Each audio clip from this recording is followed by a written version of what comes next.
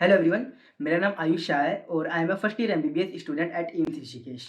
तो जिस तरह से आप सबको पता है कि अब नीट का एग्ज़ाम बहुत पास आ चुका है और कुछ ही टाइम बचा है नीट के एग्ज़ाम के लिए, तो what should be your strategy to score more than 700 plus in NEET.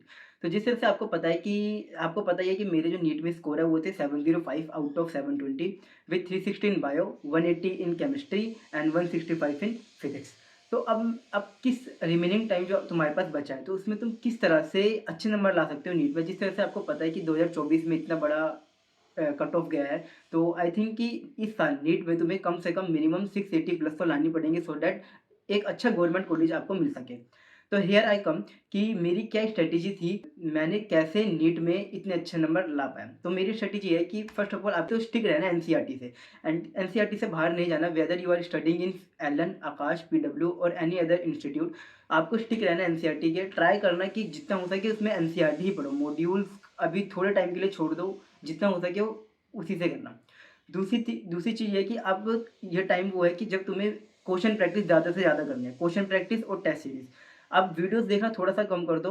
हो सके उन्हीं उन्हीं चैप्टर्स की वीडियोस देखो जिसमें तुम्हें लगता हो कि यार मेरा ये टॉपिक या फिर ये चैप्टर वीक है। फॉर एग्ज़ाम्पल, मैं अगर अपनी बात करता था तो इस टाइम तक मैं जैसे मेरा जो रिव्यू टॉपिक्स जैसे रेओप्टिक्स हो गया या वेव ऑप्टिक्स हो गया, इन सब की वीडियोस मैं देखता था। इसके अलावा मैं कोई सी वीडियोस नहीं देखता था, या फिर अगर मुझे किसी टॉपिक में डाउट होता तो मैं फिर टॉपिक वाइज़ वीडियो देखता था, ना कि पूरी की पूरी वन शॉट देख रहा हूँ, पूरी की पूरी सीरीज़ ही खत्म कर रहा हूँ। तो तुम्हें ये चीज़ नहीं करना है। दूसरी चीज़ अगर हम बात करें कि अगर क्वेश्चन प्रैक्टिस तुम्हें कहाँ से करना है, क्वेश्चन प्रैक्टिस में सबसे पहले जो तुम्हें करना है वो है पीवाईक्यू। पीवाईक्यू बिल्कुल मत छोड़ना, वो तो मस्ट है, वो तुम्हें करके जाना ही जाना है।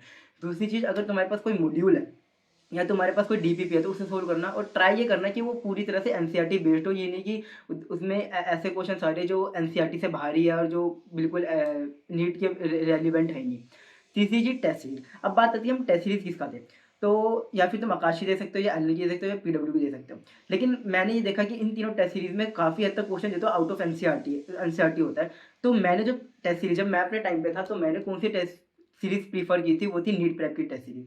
तो नीट प्रेप की जो टेस्ट सीरीज थी वो बहुत ज़्यादा अच्छी थी, मतलब वो बिल्कुल एनसीईआरटी बेस्ड ही थी। ऊपर से उसमें एक नॉलेज मिलेगा। फॉर एग्जांपल, मेरे पास जो नीट प्रेप की वो थी क्लासरूम टेस्ट सीरीज, जो स्टार्ट हुई थी अराउंड दिसंबर के आसपास और खत्म हुई थी अप्रैल एंड तक। तो मैंने दिसंबर में उस टेस्ट सीरीज को ज्वाइन करनी थी। क्लासरूम थी, मुझे जनकपुरी जाना पड़ता था टेस्ट सीरीज देने के लिए। तो इफ़ यू वांट तो तुम जाके उस नीट प्रेप की टेस्ट सीरीज ले सकते हो, वो जेन्युइन है। और डेफिनेटली उसी टेस्ट के कारण ही मुझे बहुत सारी गलतियाँ मुझे अब पता चली। तो you can go with this. इसके अलावा अगर तुम पूछो कि भैया अगर हमें कोई यूट्यूब पे वीडियो देखनी है या फिर हमें बता दो फिजिक्स, केमिस्ट्री या बायो कहाँ से करनी है, तो तुम कर सकते हो कि इसके लिए मैं कहूँगा कि ओनली एक ही टीचर जो तुम्हें प्रेफ़र करना है वो है एमआर सर। सभी जानते हैं कि एमआर सर कितने अच्छे हैं, मतलब उनके जितने भी टेस्ट हो गए या फिर उनके जितने भी डीपीपी हो गए या जितने भी क्वेश्चंस वो क्लासरूम में कराते थे। मैंने भी उन्हीं की वीडियो देखी थी। तो you can go with MR sir. Second thing is कि अब बात आती है केमिस्ट्री कहाँ से करें, तो केमिस्ट्री के लिए मैं तुम्हें ये प्रेफ़र करूँगा कि केमिस्ट्री के लिए, फिजिकल केमिस्ट्री के लिए तुम you can choose Ritik sir, PW में पढ़ाते हैं। इनऑर्गेनिक के लिए और ऑर्गेनिक के लिए मैंने प्रेफ़र किया था वीटी सर। वीटी सर मैंने विशाल तिवारी सर, मैंने इनको इसलिए चुना था क्योंकि ये ना ऑन द स्पॉट तुम्हें, जब तुम उनकी वीडियो देखोगे यूट्यूब पे तो तुम्हें उसी समय चीज़ें याद करवा देंगे। क्योंकि वो बहुत सारी टिप्स और ट्रिक्स बताते हैं, ताकि अगर एक बार तुमने कर लिया तो तुम्हें याद हो जाएगा, या फिर एक बार पढ़ने के बाद अगर तुम एनसीईआरटी पढ़ लोगे तो तुम्हें चीज़ें ऑन द स्पॉट याद हो जाएगी, बस तुम्हें बार-बार रिवाइज़ करना पड़ेगा। ये it is very common thing कि चीज़ें तुम भूलते ही रहोगे। अब बात आती है बायो के लिए, तो बायो के लिए जो मैंने जिनकी वीडियो देखी थी, अगर तुम्हें वन शॉट देखनी है, गरिमा मैम की देख सकते हो। गरिमा मैम बहुत अच्छा पढ़ाती है, मतलब उनके सेंस ऑफ ह्यूमर भी अच्छा है, तो तुम्हें वीडियो देखते रहते उनकी मज़ा भी आएगा। इसके अलावा तुम देख सकते हो रितु मैम की, रितु रटेवाल, वो भी बहुत अच्छा पढ़ाते हैं। मतलब उनकी वो ना तुम्हें चीज़ें विजुअलाइज़ करा देगी ताकि तुम्हें चीज़ें दिमाग में बैठ जाए। बात करें अगर हम इसके अलावा, तो तुम तरुण सर की वीडियो भी देख सकते हो। वो भी बहुत अच्छा पढ़ाते हैं। मैंने पूरी बायोटेक जो थी वो तरुण सर से ही पढ़ी थी और उन्होंने बहुत अच्छी तरह समझाया था।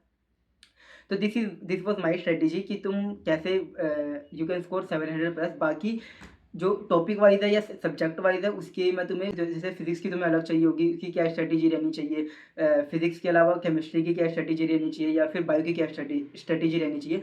तो इसकी वीडियो मैं डे बाय डे अपलोड करता रहूँगा so that you can comfortable कि आगे करना क्या-क्या है। पर एक चीज़ हमेशा याद रखना कि नीट का हो या एमबीबीएस का हो, तुम्हें पढ़ना हमेशा ही पड़ेगा और यू शुड नो कि क्या पढ़ना है और क्या नहीं पढ़ना है। ठीक है? फॉर एग्ज़ाम्पल, जैसे नीट की बात करें तो तुम्हें ये पता रहना चाहिए कि तुम्हें इसमें पढ़ना है एनसीईआरटी। आगे तो अभी कोई भी मॉड्यूल नहीं पढ़नी है, इसमें काफ़ी चीज़ें, और एक 3 चीज़ें तुम्हें हमेशा याद रखनी है। पहली चीज़ एनसीईआरटी, दूसरी चीज़ क्वेश्चन प्रैक्टिस और तीसरा टेस्ट सीरीज़।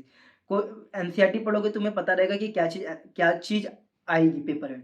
अगर तुम क्वेश्चन प्रैक्टिस करोगे तो तुम्हें ये पता चलेगा जो तुमने पढ़ा है वो तुम्हें कितना याद है, और टेस्ट सीरीज़ से तुम्हें वो चीज़ पता चलेगी क्या क्या चीज़ तुमने गलत किया है। मतलब तुमने फॉर एग्ज़ाम्पल तुमने कोई कांसेप्ट गलत पढ़ लिया है या तुमने इसे गलती से गलत समझ लिया है। तो you can do this thing, this was all my strategy. बाकी डिटेल सब्जेक्टिव वाइज़ स्ट्रैटेजी मैं नेक्स्ट वीडियो में डालूँगा। तब